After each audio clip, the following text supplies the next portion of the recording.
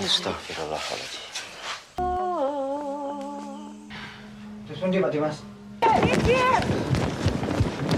Pop nggak lucu pop, beneran deh, cap. Halo teman-teman, makasih ya kalian sudah berkunjung ke channel Kang Film. Di video ini, aku akan menceritakan kembali sebuah film horor Indonesia yang menurutku cukup menyeramkan.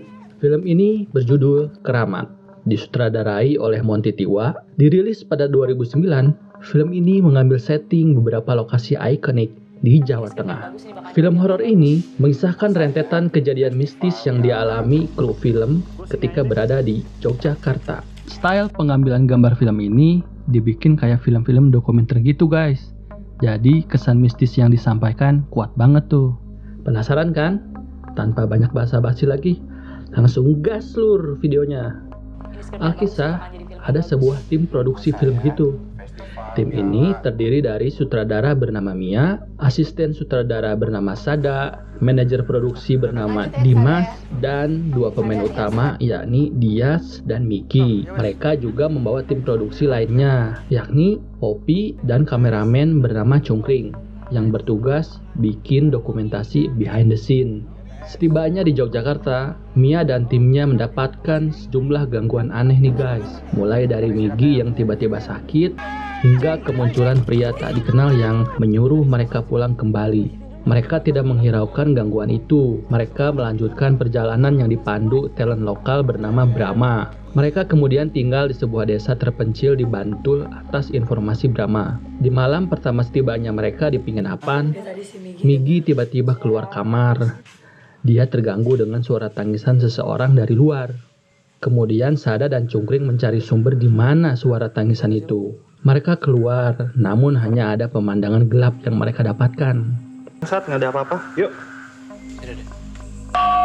Tiba-tiba Sada dan Cungkring mendengar suara gamelan, ting-tong gitu. Dikiranya Poppy kan yang jahil. Ayo udah, ya. Pop nggak lucu pop, beneran deh, cap. Nah, Cungkring merasakan hal yang gak beres pada saat itu. Lampu kamera tiba-tiba mati. Pas dinyalain lagi, tiba-tiba muncul sosok berpakaian putih gitu. Ternyata itu penjaga penginapannya guys. Mereka bilang bahwa mereka mendengar suara tangisan. Kata penjaganya, di situ memang udah biasa. Lanjut ke scene berikutnya. Mereka berkunjung ke Candi Borobudur buat observasi gitu. Nah, sepulangnya dari candi itu, ternyata mereka nggak pulang bareng. Mbak Mia dan Pak Dimas sudah nyampe duluan di penginapan. Rombongan anak-anak ini, Migi dan kawan-kawan, beda mobil. Di perjalanan pulang, mereka tiba-tiba kehilangan arah tuh. Sampai akhirnya, mereka ngikutin cahaya yang dikiranya lampu mobil. Tapi ternyata setelah dilihat dari dekat, cahaya itu tiba-tiba terbang dan mendekat.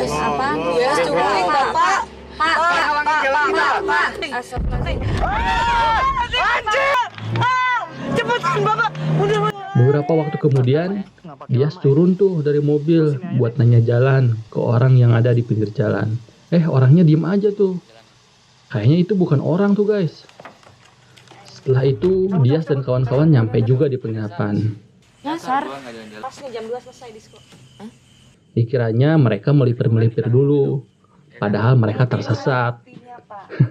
Kasihan sih Dias yang sembrot mulu. Lanjut esoknya, pas mereka lagi reading. Kenapa lo? Udah makan, Mik? Udah. Apalagi nih? Kenapa capean lo? Makan udah? Oh iya, habis jalan-jalan kemarin ya? Hah? Migi tiba-tiba keserang lagi nih guys. Dia tiba-tiba drop. Sampai akhirnya kayak pingsan gitu. Pas mau dibangunin, badannya berat banget. Lu tadi gini. Tadi gini terus. Hah? Kenapa sih? Sampai akhirnya mereka sadar kalau ada yang gak beres sama Migi. Terus mati mas. Habis itu tiba-tiba Migi nyinden bahasa Jawa gitu guys. Astagfirullahaladzim. Kulungan ngapunten ya. Terus mereka ngundang lah Mbah Dukun buat bantu mereka. Habis itu pas orang-orang lagi ngobrol di luar, Migi tiba-tiba nyamperin mereka, ngobrol pakai bahasa Jawa gitu sama Mbah Dukun. Nyon sewe ya, kagungan kersa menawa. Aku sayang bocah iki. Isi ono darahku ning bocah iki. Betul sangat ya. Katanya, Nyi Pramoda Wardani yang merasuki Megi hilang. Kenapa dia merasuki Megi? Karena dia suka sama Megi dan ternyata Megi masih keturunan darinya. Sono pikiran keneh-keneh. Selanjutnya Mbah Dukun bikin ramuan, terus dijampe-jampein lah si Megi. Akhirnya si Megi bisa tidur tuh. Berarti Migi udah bisa langsung kerja lagi. Sesaat kemudian Sada yang jagain pintu kamar Megi bilang kalau Megi udah nggak ada di kamarnya. Serius lo jagain Migi dari tadi, Dak? Kata Mbah Dukun, Mistiko nang alam liyo. dia udah dibawa ke alam lain. Ada Mbah Dukun. Pengen ke Parangtritis. Esoknya, Mbah Dukun ngajak mereka ke pantai Parangtritis buat nyariin Migi. Konon katanya, pantai itu adalah pintu gerbang penghubung alam dunia kita dengan dunia lain, guys. Di sana, Mbah Dukun melakukan ritual. Sembari nunggu ini, Mia dan kawan-kawan disamperin Cah Ayu, guys. Dia kayak pedagang makanan tradisional gitu. Tanyain nomor HP yang jual. Terkadang, Mas. Gak punya kata Mbaknya berpesan, Yang hati-hati Mas ya. Jangan lupa berdoa. Doakan selamat katanya. pas mau pulang, dia nyamperin Mbah Dukun dulu tuh yang lagi ritual. Tiba-tiba Mbah Dukun sungkem gitu sama mbak-mbak ini. Yang bikin bingung itu, kenapa Mbah Dukun yang lebih tua sungkem ke yang lebih muda? Gak kebalik. Bagus. Pak, jajanan. Ada air juga. Kering apaan sih lo? Mbak, awas Mbak. Loh, mana? Nah, habis itu mereka jalan ngikutin Mbah Dukun. Pak Dimas, Mbak Mia. Setelah beberapa langkah, tiba-tiba satu persatu mereka hilang, guys. Sini apa Pak? Scene ini berubah ke tempat lain, guys. Seakan-akan nunjukin kalau mereka pindah ke dunia lain gitu. Di tempat ini, mereka udah nggak sama Mbah Dukun lagi. Kita cuma ngikutin jalur melati itu aja, Pak. Sebelumnya Mbah Dukun berpesan, kalau mau nemuin Megi, ikutin jalur melati, gitu katanya. Akhirnya mereka jalan tuh. Suasana udah gelap banget. Tiba-tiba si Megi muncul. Migi! Mbak Migi mau kemana, Mbak Migi? Migi! Gusti, paringi selamat, Gusti. Habis itu, mereka jalan lagi masuk ke hutan. Udah malam tuh. Tiba-tiba mereka melihat pertunjukan wayang kulit, guys. Mereka bingung kan, ini kenapa kok ada pertunjukan wayang kulit di sini? Pas mereka lihat ke belakang layar, kok nggak ada dalangnya atau siapapun yang mainin wayangnya.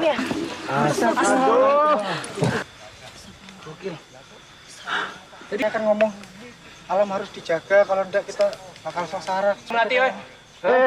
Melati. Yuk, guys. Apa? Mau kemana? Gila lo. Instruksinya jelas. Ke hutan lagi lah, gelap. Ayo, Abis itu mereka nemuin petunjuknya tuh. Mereka nemuin ceceran bunga melati gitu di tanah. Terus mereka ikutin jalur melati itu.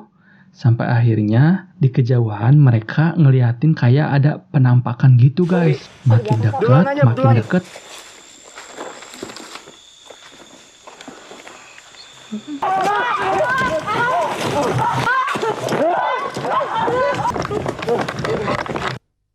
Ternyata tuyul, guys.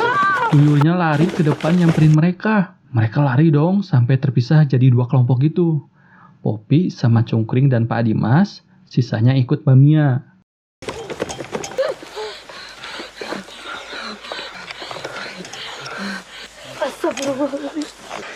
Kita di sini aja. Sada sama si Mia ngeliat cahaya kita. Ya kalau mereka lihat, Pak. Kalau mereka... Udahlah. Pak, ini kuburan loh, Pak. Kita nunggu sini. Kalau balik lagi nggak aman kita. Pas lagi genting-gentingnya, si Poppy malah pengen pipis, guys. Yaelah, lagi genting juga. Akhirnya diantar tuh pipis sama Pak Dimas. Si Cungkring ditinggal. Saya mau pipis, Pak. Pop serius lu, Pak. Harus sekarang.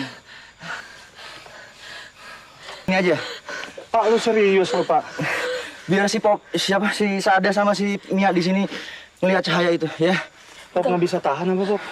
Udah cuma Lama dong. Iya, bentar dong. Pop, jangan lama-lama, Pop. Pope!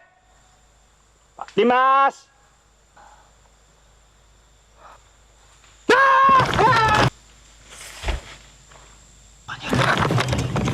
Saya nggak ganggu kamu dong. Saya nggak ganggu. Abis itu Cungkring kaget dan pingsan. Kameranya jatuh, tak lama kemudian dia sadar. Larilah dia, ketemu Sada dan yang lainnya. Dimas sama Poppy hilang, men. Hilang gimana? Pak Dimas mana? Gue sama mereka berdua. Lu sama kita tadi, Pop. Enggak. Tapi adik. Gue ikut sama Mbak Mia. Terakhir gue Dia sama kita. Dia sama gua, men. Tiba-tiba mereka dengar suara teriakan gitu.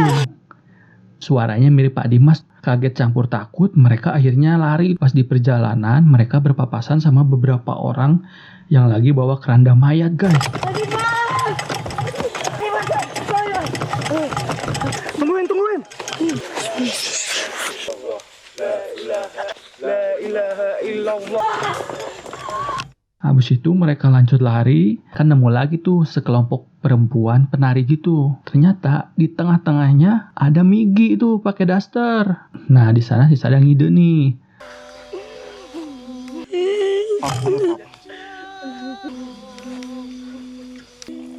Sat. Migi. semuanya tolongin. Iya. Jaga berdua ya. Migi. Pas gue bilang lari, lu lari ke sana ya. Lari aja ke sana.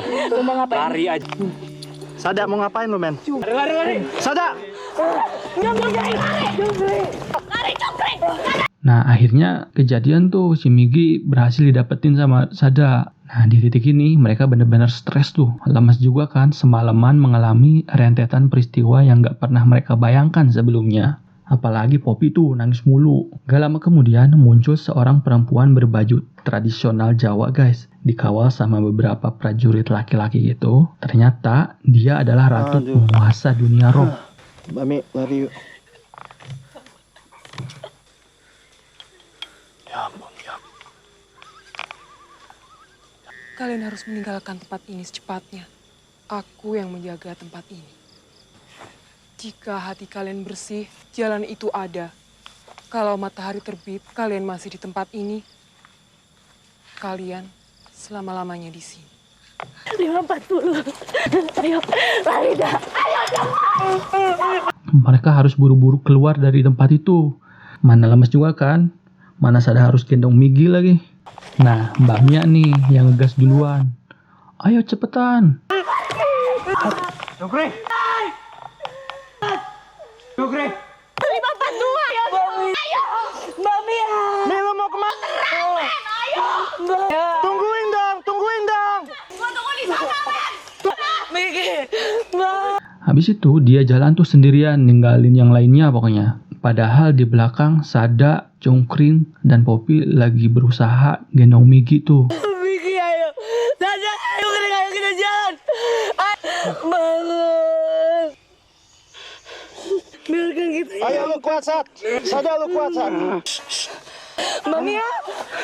Nah, pas Cungkring jalan duluan, ternyata di depan ada Mbak Mia terjatuh, kakinya patah. Terus minta tolong ke Cungkring sambil diiming-imingi buat jadi DOP di film selanjutnya. Cungkring tergiur dong buat jadi DOP, walaupun sebenarnya waktunya lagi mepet tuh. Akhirnya disamperin tuh sama si Cungkring. Kamera dipegang sama Poppy. Ternyata si Mbak Mia ini tiba-tiba menerkam si Cungkring gitu, digigit lehernya. Apa ini? Ayo bawa gue. Gua nggak kuat. Cungkring. Gua nggak kuat.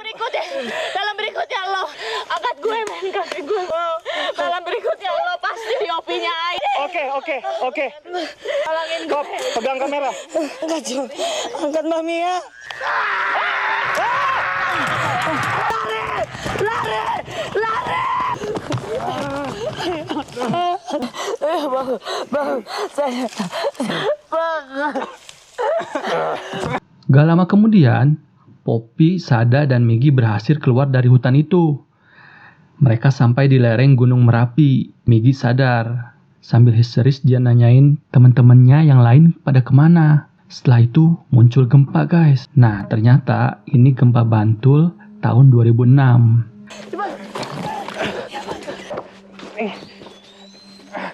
Poppy. Yang lainnya mana Poppy? Poppy dah. Yang lainnya di rumah.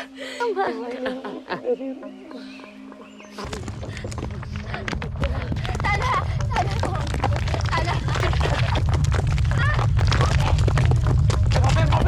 Di akhir film muncul tuh kutipan-kutipan berita tentang gempa Bantul yang menyebabkan korban jiwa dan keterangan bahwa gempa di Bantul itu bukan gejala alam biasa. Serta berita bahwa setelah 4 kru film itu hilang, kamera berhasil ditemukan dan dijadikan sebagai referensi untuk penyelidikan. Habis itu, udahan deh filmnya. Nah, jadi gitu guys ceritanya. Pesan moral yang bisa diambil dari film ini adalah berhenti merusak alam, hidup berdampingan dan saling menghormati dengan seluruh penghuni alam ini. Sampai jumpa.